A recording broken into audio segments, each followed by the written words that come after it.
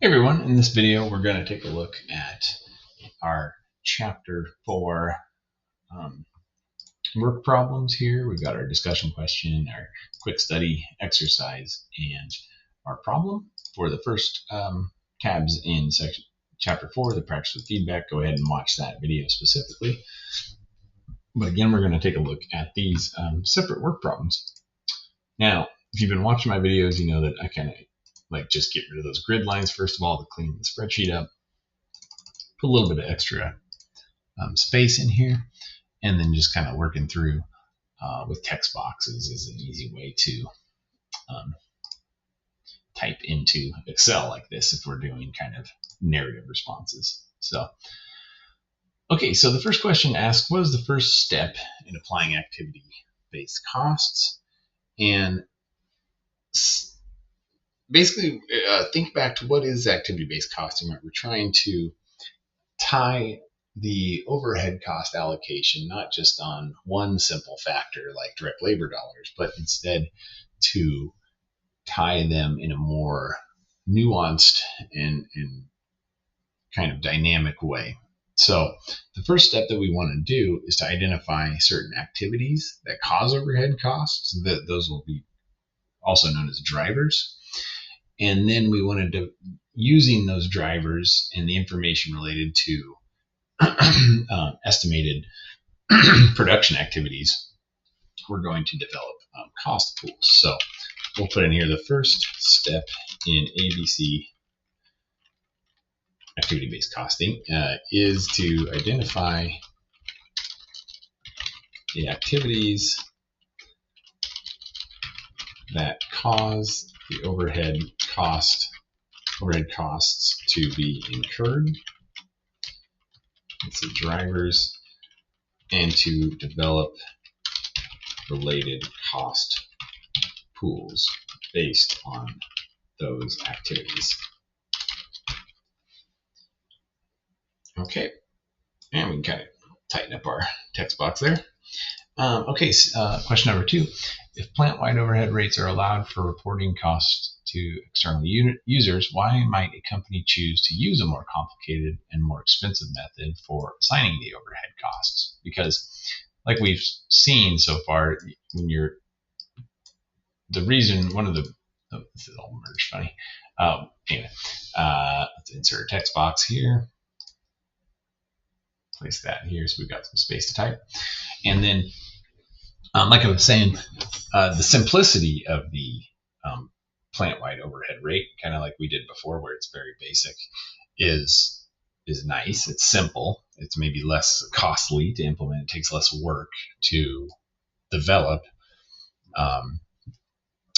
But if we want a more accurate product pricing, like we saw if you watched the practice with feedback video, doing some of this more detailed analysis can arrive at some pretty significant outcomes that if we didn't do that more detailed analytical overhead allocation methodology, we might end up thinking a product is losing money because we've applied too much overhead cost to it when it's not really incurring that much of the cost because of the activities related to the production of that specific product, for example. So as far as an answer goes, let's see, the reason for choosing a more complicated and more expensive method would be to have more accurate product pricing and product costing, essentially, product costing, product cost allocation, and related pricing. Let's say that. One additional benefit can be more effective monitoring of costs as they are performed, because when we are, let me do a spell check there. Looks like I messed up there. Okay. But one of the kind of side benefits, I guess, if you want to call it that, of looking at these activity-based costs and how they fluctuate throughout time, if we're really diving in and doing more detailed analysis on activities and the related costs, then we can kind of look at those activities and how the costs are being allocated, et cetera.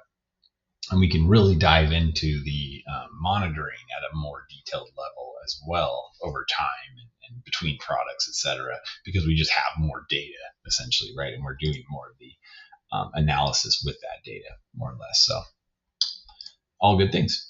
Okay, let's see here. That's kind of weird. Just adding a couple columns, a little space. Let's insert a text box.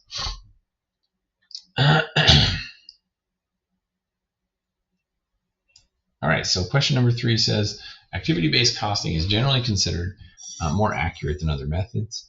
If this is so, why do all manufacturing companies not use it? So what are the, kind of, this gets back to the question above a bit. What are the pros and cons here of choosing a method like that? So some of the immediate answers are ABC is very time-consuming and more expensive than simpler allocation methodologies. I mean, that's kind of just obvious and kind of self-evident through the process, as it takes more time and energy to develop. There is more, maybe we would say, even with ABC, the estimates, we are still using estimates when developing the drivers, and thus it is not a perfect science. However, ABC is a more accurate alternative for allocating costs overall. So I'm going to give us a little more space. There we go. So we can have our whole answer in there. So that's, feel free to, you don't have to copy my exact answers here. But hopefully that kind of spurs on the thoughts there and makes sense to you all as we're just thinking through these and discussion questions. I just think it's kind of nice to have a discussion here with you all as we work through these. Give ourselves a little more room. I just copied that text box and just bringing it down there. Okay, question number 4. Why are overhead costs allocated to products and not individually traced to products as direct materials and direct labor are? And this kind of gets back to just this whole idea of overhead costs. What, an overhead cost is still an overhead cost that we've been talking about. We talked about it in chapter 1, essentially. Because there's no real easy way to allocate those overhead costs to specific products, and that's by their very nature why they are overhead costs, essentially. It's, for example, a factory supervisor, their salary it would be hard to individually trace that time spent to individual batches of production, for example, because unlike the factory workers who are working directly on batches of production, they are working more overseeing all of the factory workers and not necessarily just working on a product, for example. Or something like insurance costs for the entire factory. It's not that it fluctuates. You'd have to figure out some way to allocate those. It's not a direct input to the production, like if you're a baking company, it's not like bread or flour or all the other components that would go into producing a food product, for example. So I think the answer here, kind of as I mentioned, overhead costs are not traced directly as like direct materials and labor, because it would be, say, arbitrary and time consuming to do so. So it wouldn't really make any, it's not that you just can't, it's impossible essentially. You can't really, you'd have to come up with some arbitrary method to do that allocation still. And it would be very time consuming to try to somehow, tie that out to individual batches essentially. So we can say overhead is not easily traced to specific production. The timing of overhead doesn't always correspond.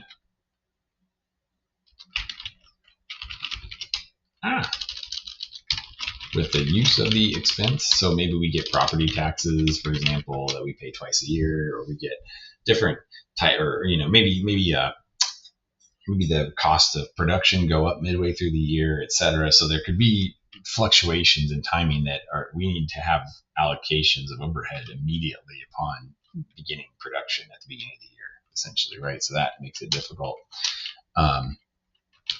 And there are many overhead charges as well. So it's not even that we're just accounting for one type of cost, which further increases the difficulty of somehow tracing the costs to specific productions. So again, it's very difficult. If the timing doesn't really work out well, let's pull this down and make sure we can see the whole deal. And based on all those factors, that's why we just come up with this allocation methods, because it just makes more sense essentially. It just doesn't make sense to try and do it somehow manually to allocate these overhead costs to specific batches of production, for example. Okay, number 5 asks us, the question here is, the usefulness of allocations based on a single plant-wide overhead rate depends on 2 critical assumptions. And so a lot of times we're using, overhead allocation, for example, based on direct labor. We are having to say that in general, that the overhead costs do correlate with the allocation base.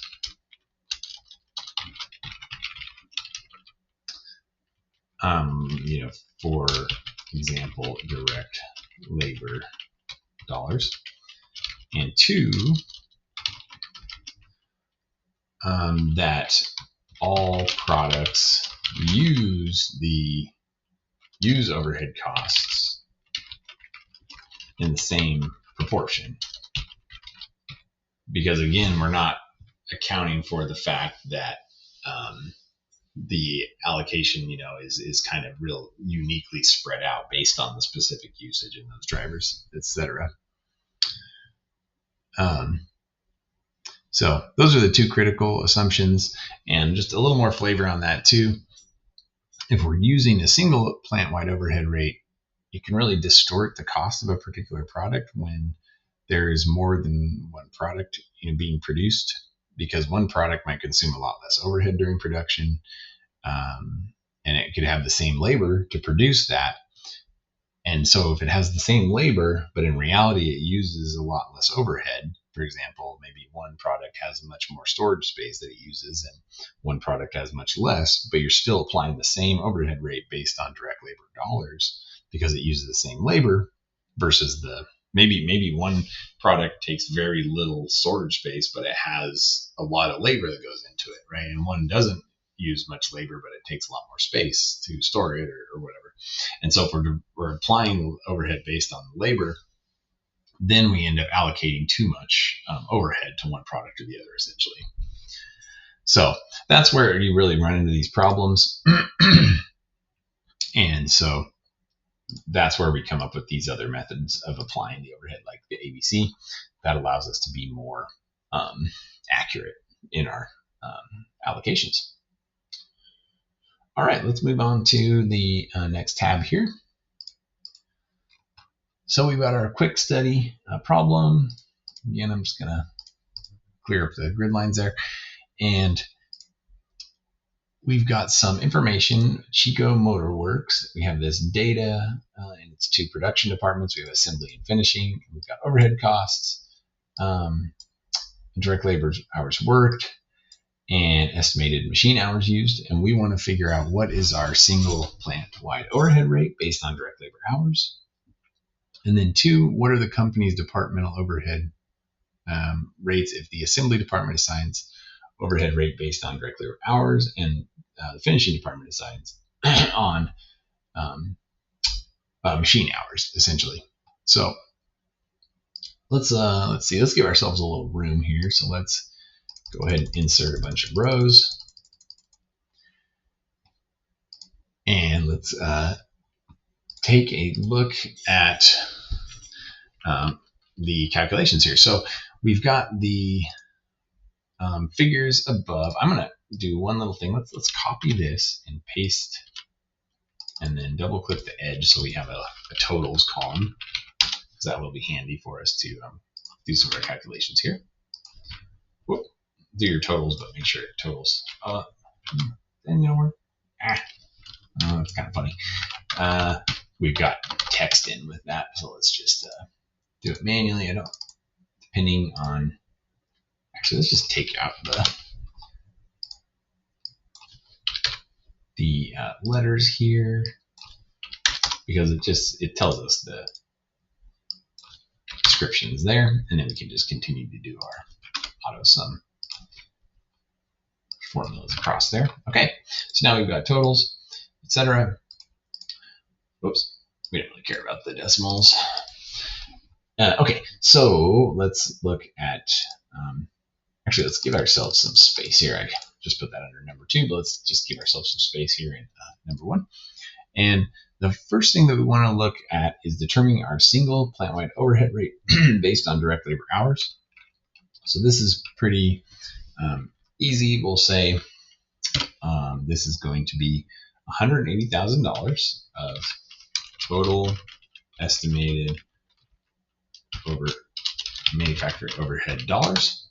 And then if we're using the base is direct labor hours, we know we have an estimate there for, so then we can say total estimated direct labor hours. And then we just need to do some easy division. This is similar to what we did in previous chapters to come up with a single rate and say for every, basically what we're saying is manufacturing overhead dollar per direct labor hour. So for every direct labor hour, we're going to allocate $128.57 of overhead. Let's delete those rows. So we've got our answer there. And now let's work on number 2. Okay, so then if we say here that we are going to at least do a departmental overhead rate, what are the company's departmental overhead? I think it's supposed to be rates. If the assembly department assigns overhead based on direct labor hours, and the finishing department based on machine hours. So let's go ahead and just copy. I'm going to just copy these down so we've got some kind of sort of templates here to work off of, because we're going to be doing 2 different rates.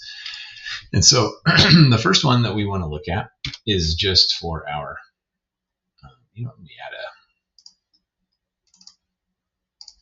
add a little more room, and let's just put this in here. So we've got assembly, and then we've got finishing. Okay, just to make this a little more clean, I'm going to do this format painter here to copy just a little underlining and making that bold, etc. Okay, so now we're going to need to look at our overhead by department. So we're just going to go assembly and finishing. So that's going to be kind of split out there. And then we're going to do direct labor hours for assembly. So that title can stay. And we're just going to pull in our rates there, or our hours there, I should say. And then on the second part, we're going to base it on machine hours for finishing. So let's just say this is machine hours instead of direct labor hours. And then we're just going to pull in those direct labor, or sorry, whoops, I just said that and then pulled the wrong thing. We want the machine hours used for finishing. So then we would get $80 per hour of machine manufacturing overhead divided by machine. For every machine hour, we would apply $80 of overhead. Okay, so that answers number 1. Let's go down to number 2. So here we've got a number of definitions over here, and then terms. And let's look at these definitions. So number 1A, and I'm just going to talk through these so you all can fill these out as you go. But unit level activity. So a task that must be performed for each unit produced. So that one is A, that will match together. So a task that must be performed for each unit produced is unit level activity. Activity driver, that will be an activity that causes a cost to be incurred. So we're trying to find activity drivers and like match those up to production so that when we do our activity-based costing, it makes sense and it works out. Batch level activity are going to be tasks that are performed for each group of units, performed such as a production run or a lot. So that's at the batch level. This is at the unit level. Cost object for number 4, that's going to be anything to which costs will be assigned. Plant-wide overhead rate, that would be a single factor used to apply indirect manufacturing costs. And then finally, a cost pool, will be a group of costs that have that same activity driver, basically. So we're trying to find those costs with the same activity drivers so we can, if we do find those, it's a little more easy to apply in that instance because they do have the same. We just have to track one activity driver in that instance. So there we go. Okay. Let's see, number 3. Compute the ABC activity rate for each of the following overhead activities. So relatively simplistic here. I mean, it's not going to be too difficult. What we need to just do here is to add up the total budgeted activity. So for activity 1, we're going to say 35,000 is the activity, the number of activities essentially is what we're saying for activity 1. And then, we can't really select just a snip, so we're not selecting in there, but for activity number 2, I'm just going to copy this down because it has the formula already built into it, pluses and everything. So it's 7,000 plus 15,000 plus 8,000. Whoa, I must have did something. Oh, not 80,000, 8,000. And finally, we've got 2,500 plus 1,000 plus 1,625. The same formatting. I just do this. That works. And then we've got our budgeted costs right here. So then we can just take the total activity, the total costs divided by the activity. And this will be in dollars. Because then we're saying $2 for every, that's the rate per instance of that activity occurring essentially. And then for number 2, we can say it's not 70,000, but it's 45,000. And then activity 3, we say 82,000. So this gives us our activity rates. And that was activity 1, activity 2, and activity F3.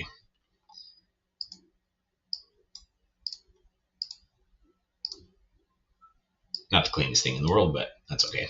As long as you all are following along, that's great.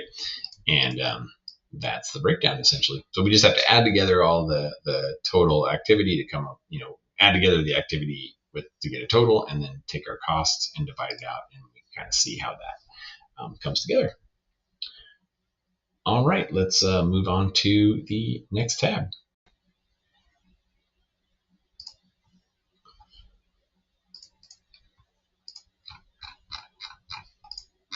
Okay, so we've got this exercise tab now, the EX tab, and we've got activities, providing medical services at a healthcare clinic here.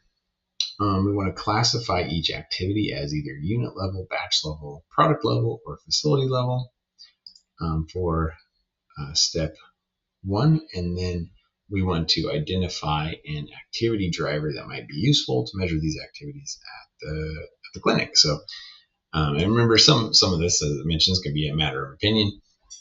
But let's just take a look and see if we can kind of figure out some helpful, some logical solutions here. So as far as ordering medical equipment, classification most likely at a facility level. That's more at a high level, right? We're not producing products necessarily, but we're looking at more of a holistic facility kind of approach there. And some of the possible activity drivers with ordering medical equipment could be the number of suppliers, the cost of the equipment, etc. As far as heating the clinic, that's again at more of a facility level, and some of the activity drivers there could be the heat of the degree days, so certain days that it's being used, how many days is the heating being used, the space of rooms, the square footage, etc. Those could all be different potential activity drivers. Filling prescriptions, that would be more at a unit level, and the individual prescriptions, the number of prescriptions, the number of bottles could be activity drivers there. Providing security services, that would be more at a facility level overall,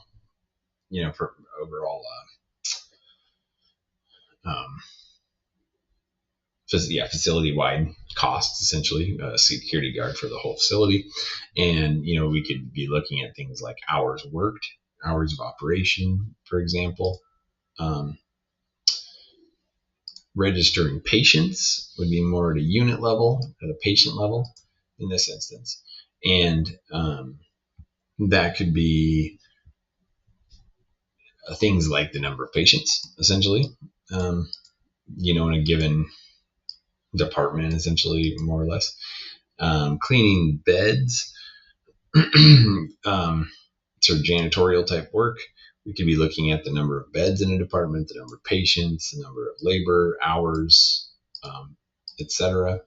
in that given department, basically. Washing linens could be more of a batch level, so not necessarily individual patient level, but more at a number of patients together, and we're doing the washing. And we might want to be looking at the number of wash loads, the number of beds, for example, in a given area.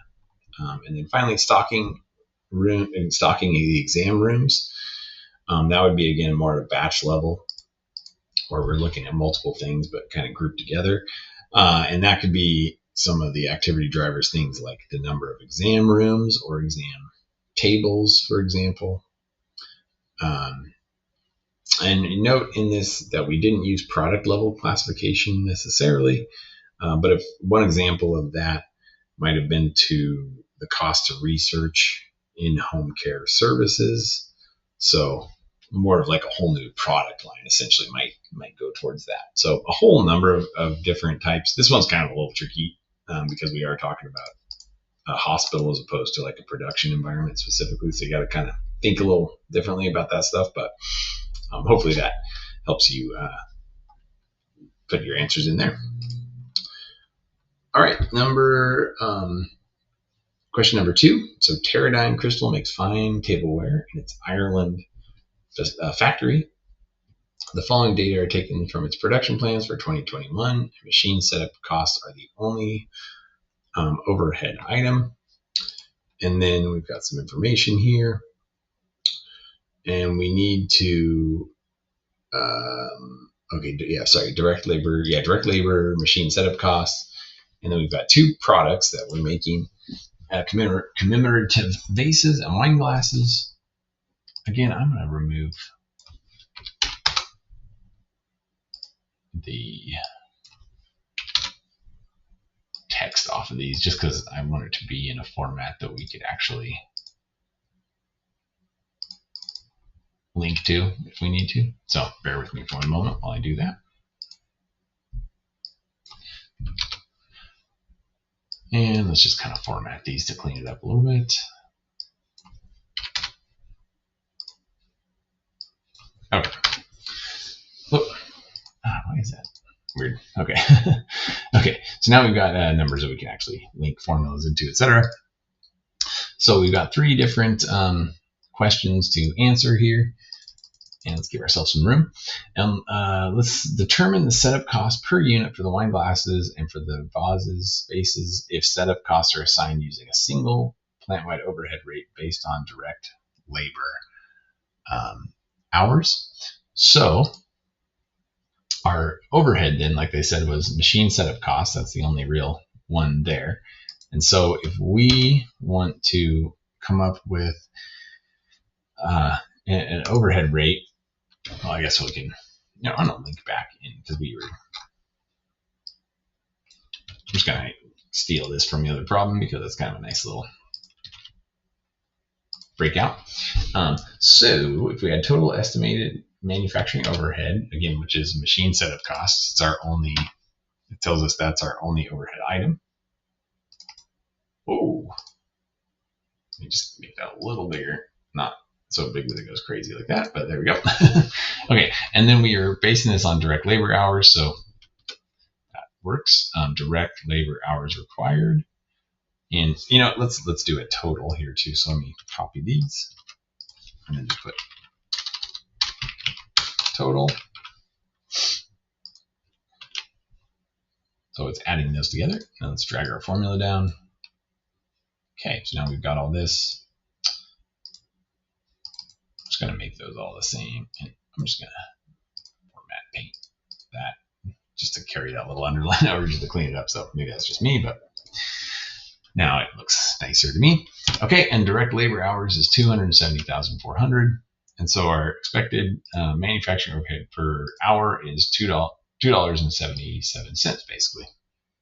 And then if we wanted to, okay, so now we're going to take that information and we are going to determine the setup costs for the wine glasses and the commemorative vases there if we're using this single overhead. So what we can do then is I'm gonna steal. Let's see how I want to do this. 277. Let's make a little table here out of this, and we can say direct. I'm going to link above just to say this is wine glasses and this is the commemorative. And let's call this item, or let's call it product, I think is a better terminology there. Okay, and then let's say the overhead rate, and again that's going to be the same for both. We're using the single plant-wide overhead rate. Again, that's kind of the downfall of it, but the simplicity is the same for both. And then let's say allocated overhead.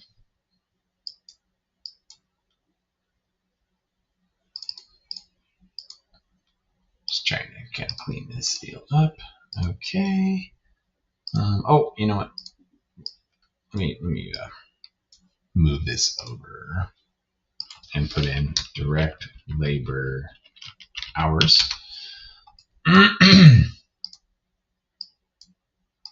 For each of of these here.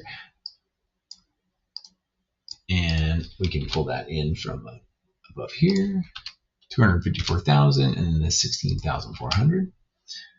And then we can just multiply these together to give us the allocated overhead. And then we can get overhead. You can see that those are wrapping the text. That's why it pushes that cell down. But so if you make the cell bigger, it'll look a little better there. And then what we want to say is overhead per unit. And we can just take the total allocated overhead and then divided by the number of units. And our number of units is up here, expected production. So we divide by the individual expected production, and that would be our overhead per unit. All right, so there's our answer for A. Now let's look at B. So B tells us to determine the setup costs per unit for the wine glasses and for the commemorative vases if the setup costs are assigned based on the number of machine setups. Okay, so now we've got kind of our where's our machine setups here, 750,000. We've got our total driver, which is I'm going to say it's a 1,000 setups essentially. So our rate, let's say rate, which is the total cost per setup. And you can tell it's going to want to wrap this text and go weird. So let's take that off and you kind of see it go back down. And what we want to do there is take our total cost. So that'll be our 750,000 divided by total setups. And that would be $750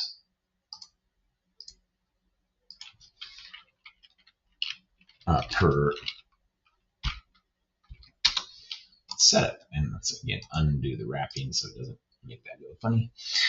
Okay, and now, excuse me, let's pull in. I'm going to pull just kind of steal this and bring it down here.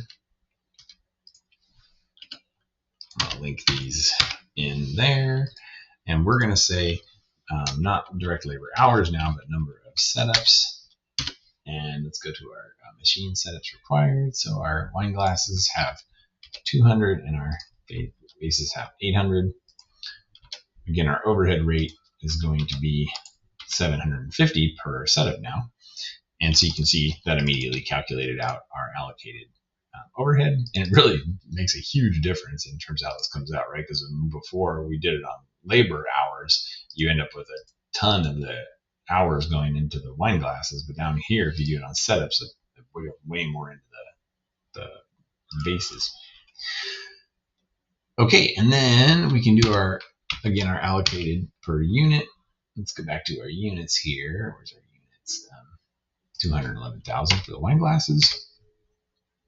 And total cost divided by number of units, 3529. So you can just see how significantly that makes a difference when we apply certain different, we apply the overhead based on certain things. So you can just really, what this highlights is just how different the results can be if you get it wrong. Kind of, if you have a methodology that doesn't take into account certain things, and using direct labor dollars could lead to such a different outcome depending on how production is between products. Okay, and then the last question here says, which method is more accurate? And so I think that kind of gets what we were just saying. And, assigning the setup cost based on the activity that drives the cost will give a more accurate cost assessment. And, you can see that the setup cost being more accurate is because the setup cost is batch level and not a unit level, which is what we're implying if direct labor hours was used as the base, essentially. So it's just, yeah, very, very much more accurate, as you can tell, and to be applied because of how direct the setups are tied together. So if your setup costs, tying the setup costs, which are the only overhead, to the setups required, you know what I mean, and that's what makes it more accurate, because we're tying two things together that very much are related, as opposed to the labor hours not really being related to the setup costs very accurately, essentially. The direct labor hours are more of a unit level cost, whereas the setup hours are more batch level. And so we want to take batch level costs divided by batch level activity drivers, and not take batch level costs divided by unit level drivers. So I'll let you all write that answer in down below. You can put a text box in, etc. And let's move on to the next part. All right, so we are on to the PR tab, or the problem. And in the problem, we have this corporation that has 3 products, small, medium, and large. Our corporation uses activity-based costing. We've prepared the below analysis that shows the budgeted cost and activity for each of the 3 activity cost pools: maintenance, storage, and employee safety. So we've got these cost pools here.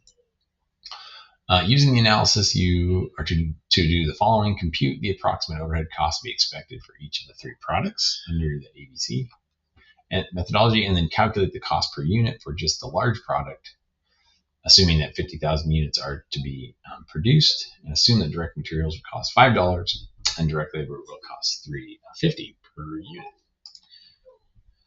Okay, so let's start out here. We've got kind of a place to input information. I just spelled wrong. F7 does a spell check. I don't know. I like fixing the spelling. Just things like that just kind of mess with my mind when I'm trying to focus on how to solve these problems. So let's see. Okay, so our budget activity for the small product then. First thing we want to do here is to come down and do totals. So let's do total activity, and then let's calculate a rate based on that activity.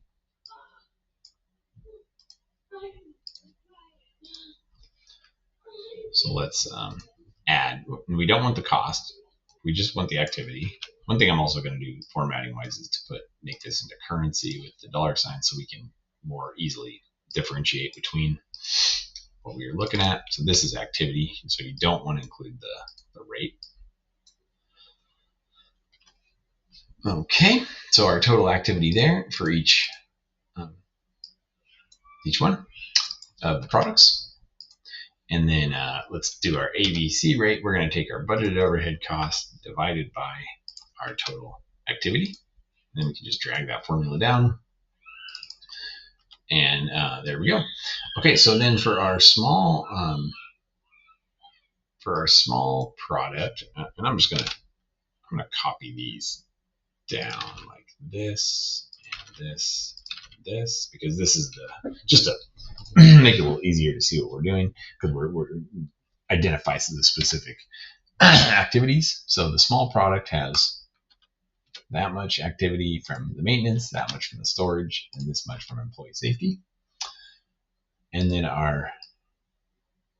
sorry if I'm seem like I'm spending a lot of time formatting things. I just like to look clean.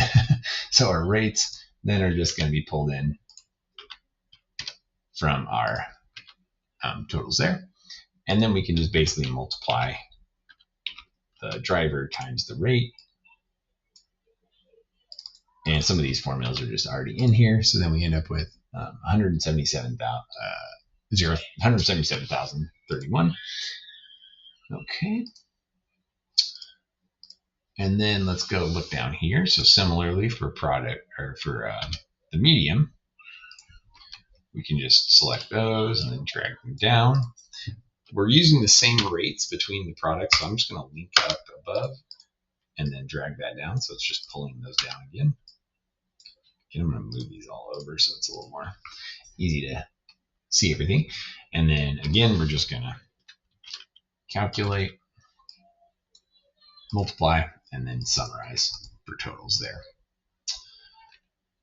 I'm gonna put a bottom border on this one as well, just to make that a little.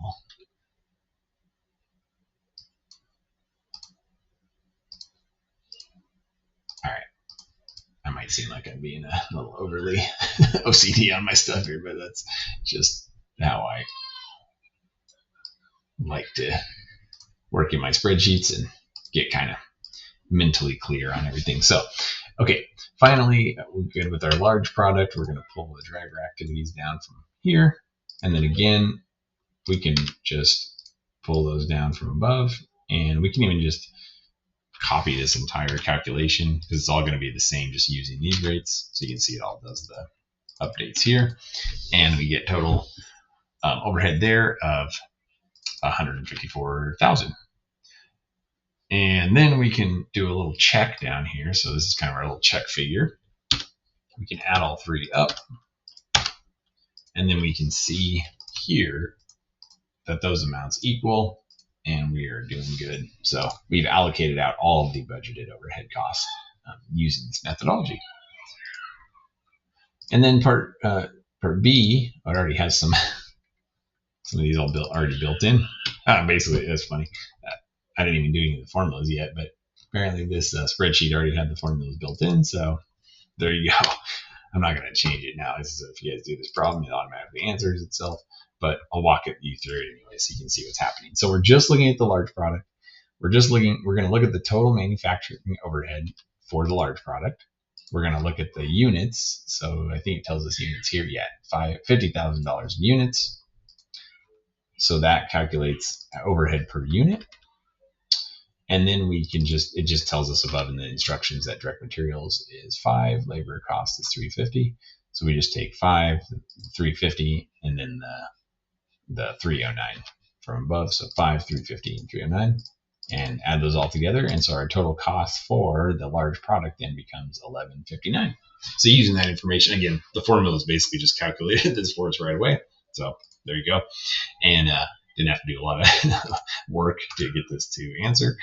But that's the thing is, don't forget there's other components as materials and labor. And then once we know the cost, we can figure out a price that we could charge to make a profit and cover our operating expenses and all the good stuff. So that's what we can do through the allocation method to come up with a more nuanced, dynamic, accurate allocation compared to some of just the plan-wide overhead rate like we did in earlier chapters. So, all right, that brings us to the last tab to complete, and we've got some in-class problems and etc. that we will work on together in class. But thanks everybody for following along, and I will see you in class or in the next video.